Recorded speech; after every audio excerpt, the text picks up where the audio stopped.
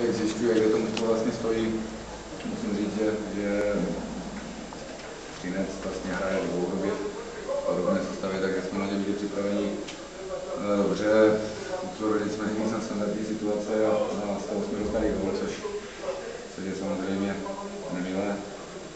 My jsme si vypracovali v prvním poločase, dali si první šanci, tam byla škoda, že jsme to nedotáhli do konce, že strefil týč těch breakových situací, ale jinak musím říct, že naše obrana se strašně těžko trádávala vlastně s těmi vysokými míči, nebo vlastně míči nadoležala a vůbec celý útok dodávali jsme tam hlavičkové souboje, z čehož pramenily takové situace, kdy soupeř nás dostal do úzký. Na druhé straně se nám moc nedařila mezihra. Jsme ztráceli hodně míče a byli nepřesné. Samozřejmě druhý poločas, když to bylo 1-0, tak jsme chtěli vrátit ten výsledek, nakonec jsme to poslali až na 3. Měli jsme tam situaci, možná v tom závěru, ale na druhé straně soupeř taky měl, že vlastně rozhodla jedna,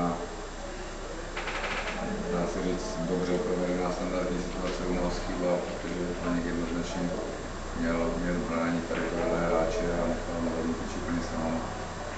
To samozřejmě mrzí o to víc, ale jinak si myslím, že Třinec byl aktivnější, měl územní převáhu a střelal. Díky, Zdeňku. Já budu stručný, Ven se tady řekl spoustu věcí k tomu utkání. Každopádně si ceníme to vítězství, ať jsme si přáli určitě klidnější závěr, to znamená, že jsme si přáli střelit klidnější druhou branku. Já jako v podstatě jsem spokojený s tou první fází, to znamená, že jsme získali 3 body, že jsme tam dokázali získat ten střed pole. Měli jsme trošku problém s těma mladíkama, když se nám dostali do breaku. Naštěstí to tam nedokázali dohrát, ani ty 2 situace.